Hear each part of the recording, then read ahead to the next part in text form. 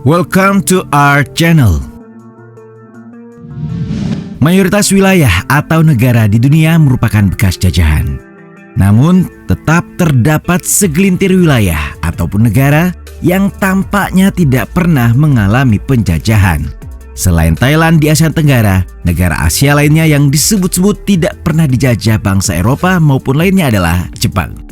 Ketika mencoba mencari tahu mengapa negara ini tidak pernah dijajah atau diinvasi oleh bangsa luar, maka kita akan menemukan dua hal paling fundamental. Pertama, Jepang adalah negara kepulauan yang sangat jauh dari Eropa. Kedua, Jepang tidak punya sumber daya alam yang dicari ketika era penjajahan berlangsung. Nah, apakah benar dua alasan barusan menjadi dasar yang menyebabkan negeri anime ini tidak dijajah? Mari kita bahas.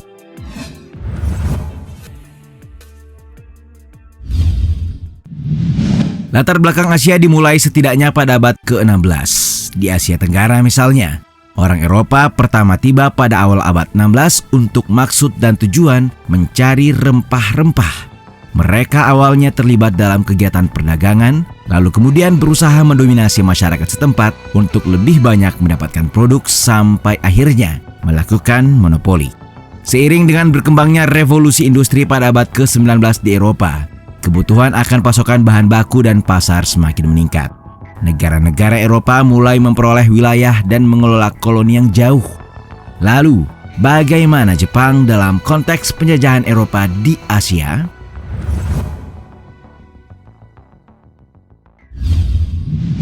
Pada tahun 1543, seperti dikutip laman resmi pemerintah Jepang, orang Eropa pertama tiba di Kepulauan Jepang. Kedatangan bangsa Portugis ini sebenarnya tidak sengaja, dikarenakan kapal mereka mengalami kerusakan.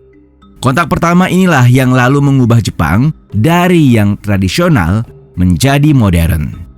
Bangsa Portugis memperkenalkan teknologi senjata api, dikenal sebagai arquebus, kepada penguasa feodal Jepang. Sejak penemuan Kepulauan Jepang secara tidak sengaja, beberapa negara Eropa coba menjalin hubungan diplomatik dengannya. Di samping itu, Jepang telah mempelajari bagaimana cara membuat senjata sehingga berdampak terhadap cara serta bagaimana penguasa-penguasa lokal berperang satu sama lain.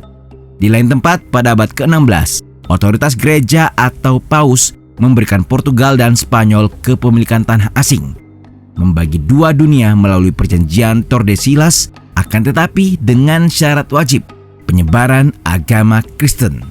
Dengan demikian, hal tersebut mewajibkan dua negara ini untuk mengirim misionaris dan membangun gereja di seluruh dunia dengan imbalan koloni.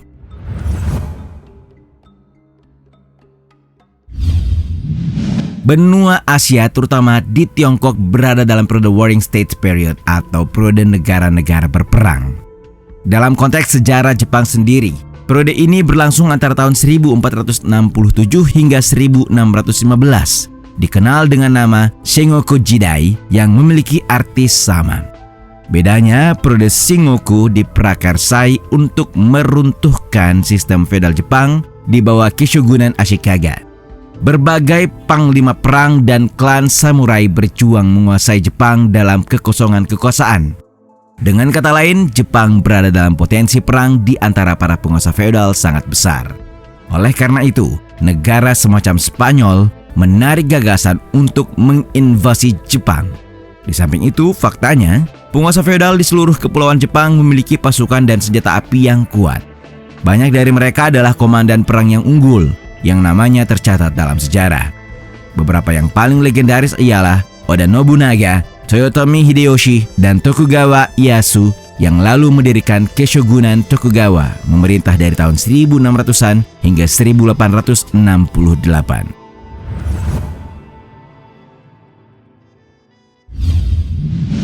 Tuan-tuan ini dipastikan akan bersatu untuk mengusir penjajah dari luar Jepang. Kekuatan-kekuatan militer Jepang bisa saja mengalahkan negara Eropa.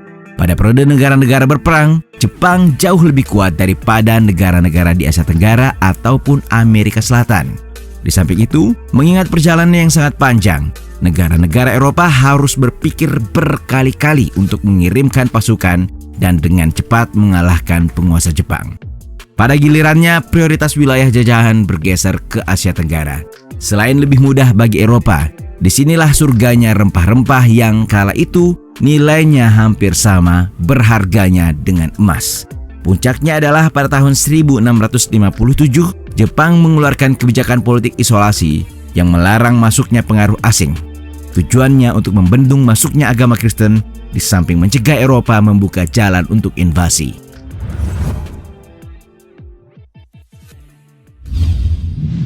Pada tahun 1853, 4 kapal angkatan laut Amerika yang dikenal dengan sebutan Black Ships oleh bangsa Jepang, masing-masing USS Mississippi, Plymouth, Saratoga, dan Susquehanna, memasuki perairan Jepang, tepatnya di Teluk Tokyo. Di bawah pimpinan Commodore Matthew Calbraith Perry, Amerika Serikat meminta Jepang untuk membuka diri dan berdagang dengan negara lain setelah hampir selama 2 abad mengasingkan diri. Penguasa Jepang saat itu, Keishogunan Tokugawa, memilih menandatangani perjanjian yang belakangan disebut Perjanjian Tidak Setara.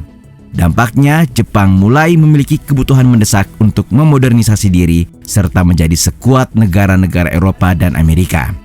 Karena jika tidak, mereka akan ditakdirkan untuk dikolonisasi. Nah, inilah yang pada akhirnya menjadi awal dari restorasi Meiji atau yang umum dikenal dengan era Meiji, ketika Mitsuhito Meiji atau Kaisar Meiji berkuasa pada tahun 1867.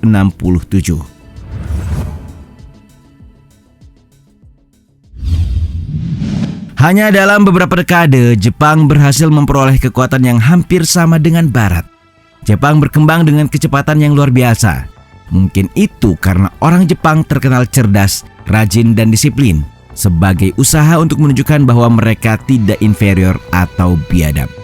Dalam artikel jurnal To Edo and Black, Alternate Attendance and Japanese Culture in the Early Modern Period, di akhir era Edo 20 tahun sebelum kedatangan Amerika Serikat, hampir 86% anak-anak di Tokyo bersekolah. Angka itu jelas termasuk kategori tinggi, mengingat hanya 20 hingga 25% anak-anak yang bersekolah di kota-kota Eropa. Jepang punya semua hal untuk terus maju dan berkembang pesat. Terdapat cerita menarik, Komodor Angkatan Laut AS paling terkenal, Matthew Perry, yang datang dengan Black Ships, sempat meminta penduduk Jepang untuk membuat peta kepulauan mereka. Hasilnya di luar dugaan. Ia menemukan gambaran yang sangat akurat. Hal tersebut membuat Perry dan pasukannya mengubah strategi penaklukan atas kepulauan Jepang. Ia memutuskan untuk menghadapi Jepang bukan dengan pasukan senjata, tetapi melalui jalan diplomasi. Dan ya, inilah yang menjadi dasar kebijakan politik luar negeri AS terhadap Jepang di abad 20.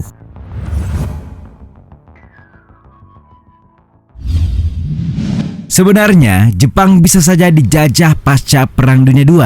Namun, kebijakan General Headquarters of the Allied Forces tentang pendudukan dan pemerintahan penuh atas Jepang cukup mengejutkan. Sekutu membiarkan pemerintah bersama Kekaisaran Jepang untuk tetap eksis. Jenderal AS Douglas MacArthur yang ditunjuk untuk membangun kembali Jepang memilih untuk memerintah dengan cara-cara subtil dengan mengurangi kekuatan politik kaisar melalui sistem demokrasi. Alasannya cukup jelas, demokrasi akan melemahkan militer Jepang. Hal ini tentu masuk akal ketika melihat negara-negara yang menjadi ancaman saat ini, Rusia, Tiongkok, dan Korea Utara. Negara-negara tersebut semuanya diperintah oleh diktator. Nah, pada akhirnya demokratisasi berarti menjadikan semua orang sebagai protagonis negara. Hal itu akan membuat sangat sulit bagi seorang diktator untuk memerintah. Pemerintah akan mengedepankan suara rakyat. Namun yang barangkali paling penting di sini adalah kepentingan AS. Paman Sam ingin Jepang menjadi zona penyangga antara kubu kapitalisme Barat dan sosialisme Uni Soviet, terutama ketika dunia menyambut era Perang Dingin, bahkan sampai hari ini.